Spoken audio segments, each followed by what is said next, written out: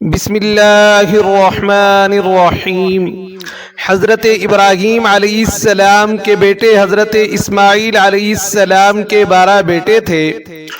ان کی نسل اس قدر ہوئی کہ مکہ مکرمہ میں نہ سما سکی اور پورے حجاز میں پھیل گئی۔ ان کے ایک بیٹے قیدار کی اولاد میں عدنان ہوئے۔ عدنان کے بیٹے معد اور پوتے کا نام نزار تھا۔ نزار کے 4 بیٹے تھے، ان میں سے ایک کا نام مضر تھا۔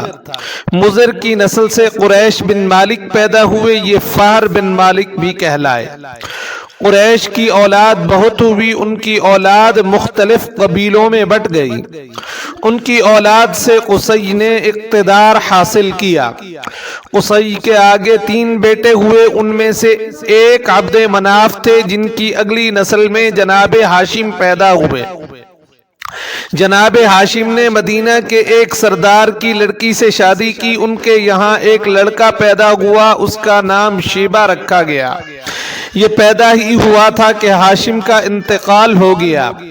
ان کے بھائی مطلب مکہ کے حاکم ہوئے۔ ہاشم کا بیٹا مدینہ منورہ میں پرورش پاتا رہا۔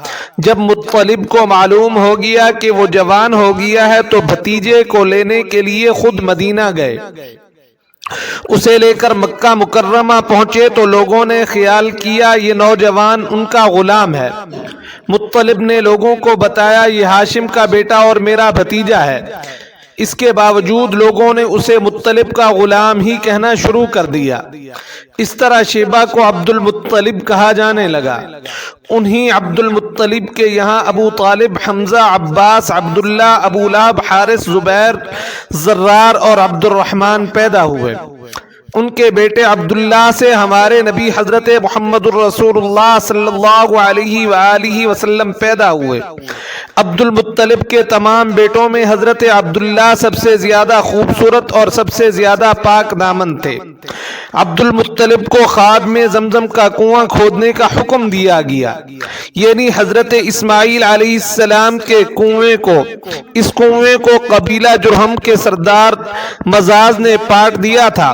قبیلہ جرہم کے لوگ اس زمانہ میں مکہ کے سردار تھے، بیت اللہ کے نگران تھے۔ انہوں نے بیت اللہ کی بے حرمتی شروع کر دی۔ ان کا سردار مزاز بن عمرو تھا، وہ اچھا آدمی تھا۔ اس نے اپنے قبیلے کو سمجھایا کہ بیت اللہ کی بے حرمتی نہ کرو، مگر ان پر اثر نہ ہوا۔ جب مزاز نے دیکھا کہ ان پر کوئی اثر نہیں ہوتا تو قوم کو اس کے حال پر چھوڑ کر وہاں سے جانے کا فیصلہ کیا۔ اس نے تمام مال و دولت، تلواریں اور زرہیں وغیرہ خانہ کعبہ سے نکال کر زمزم کے کنویں میں ڈال دی اور مٹی سے اس کو پاٹ دیا۔ کنواں اس سے پہلے ہی خشک ہو چکا تھا، اب اس کا نام و نشان بھی مٹ گیا۔ مدتوں یہ کنواں بند پڑا رہا۔ اس کے بعد بنو خزاعہ نے بنو جرہم کو وہاں سے مار بھگایا۔ بنو خزاعہ اور قصی کی سرداری کا زمانہ اسی حالت میں گزرا۔ کنواں بند رہا یہاں تک کہ قصی کے بعد عبد المطلب کا زمانہ آیا۔ انہوں نے خواب دیکھا، خواب میں انہیں زمزم کے کنویں کی جگہ دکھائی گئی اور اس کے کھودنے کا حکم دیا گیا۔ حضرت علی المرتضی رضی اللہ تعالی عنہ سے روایت ہے کہ جناب عبد المطلب نے بتایا میں حجر اسود کے مقام پر سو رہا تھا کہ میرے پاس ایک آنے والا آیا۔ اس نے مجھ سے کہا طیبہ کو کھودو۔ میں نے اس سے پوچھا طیبہ کیا ہے، مگر وہ کچھ بتائے بغیر چلا گیا۔ دوسری رات پھر خواب میں وہی شخص آیا، کہنے لگا برہ کو کھودو۔ میں نے پوچھا برہ کیا ہے، وہ کچھ بتائے بغیر چلا گیا۔ تیسری رات میں اپنے بستر پر سو رہا تھا کہ پھر وہی شخص خواب میں آیا۔ اس نے کہا مجنونہ کو کھودو۔ میں نے پوچھا مجنونہ کیا ہے، وہ بتائے بغیر چلا گیا۔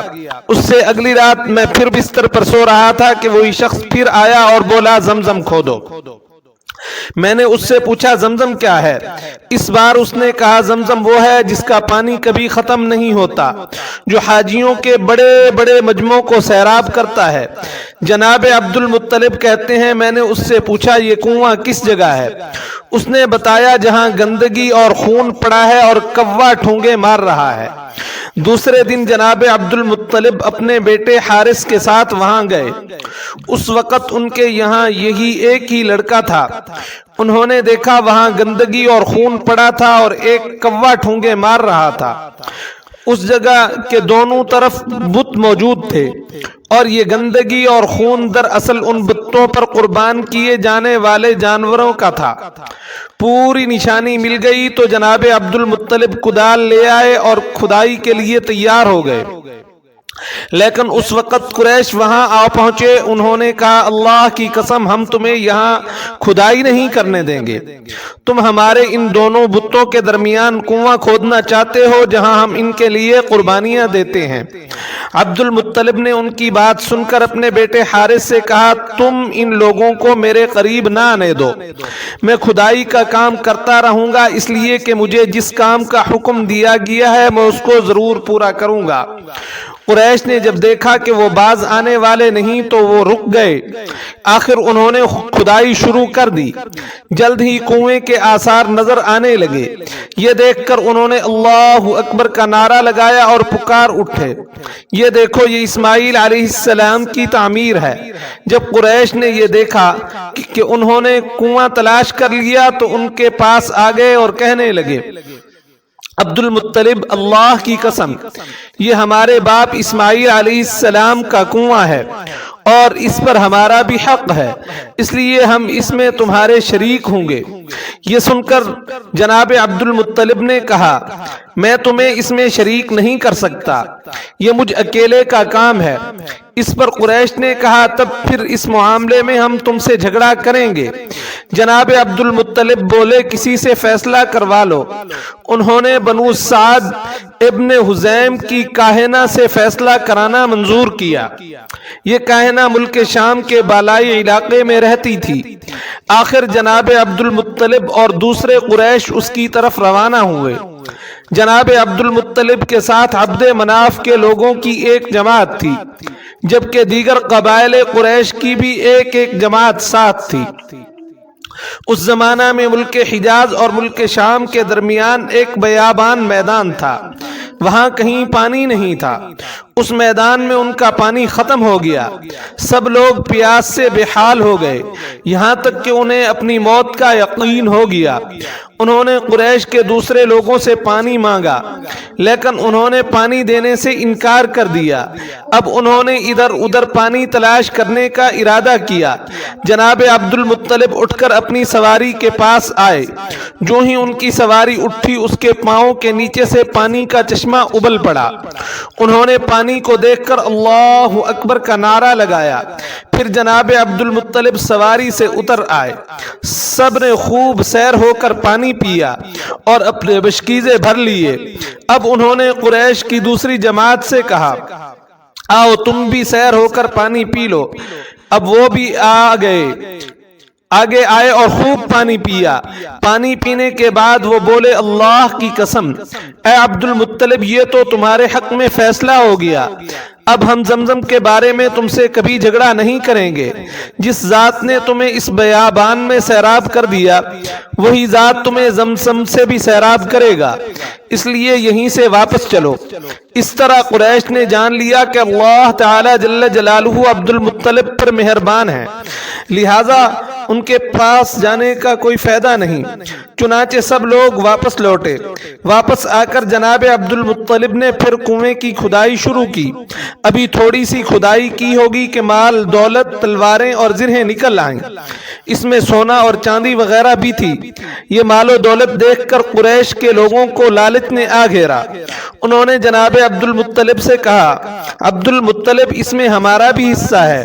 ان کی بات سن کر جناب عبد المطلب نے کہا تمہیں نہیں، میں اس میں تمہارا کوئی حصہ نہیں، تمہیں انصاف کا طریقہ کار اختیار کرنا چاہیے، آؤ 500 کے تیروں سے قرع ڈالیں۔ انہوں نے ایسا کرنا منظور کر لیا۔ 2 تیر کعبے کے نام سے رکھے گئے، 2 عبد المطلب اور 2 قریش کے باقی لوگوں کے نام کے۔ پانسا پھینکا گیا تو مال اور دولت کعبہ کے نام نکلا، تلواریں اور زرہیں جناب عبد المطلب کے نام، اور قریشیوں کے نام کے جو تیر تھے وہ کسی چیز پر نہ نکلے۔ اس طرح فیصلہ ہو گیا۔ جناب عبد المطلب نے کعبے کے دروازے کو سونے سے سجا دیا زمزم کی کھدائی سے پہلے جناب عبد المطلب نے دعا مانگی تھی کہ اے اللہ اس کی کھدائی کو مجھ پر آسان کر دے، میں اپنا ایک بیٹا تیرے راستے میں ذبح کروں گا۔ اب جب کہ کنواں نکل آیا تو انہیں خواب میں حکم دیا گیا کہ آپ اپنی منت کو پورا کر دیجئے، یعنی اپنے ایک بیٹے کو اللہ کے راستے میں ذبح کر دیجئے۔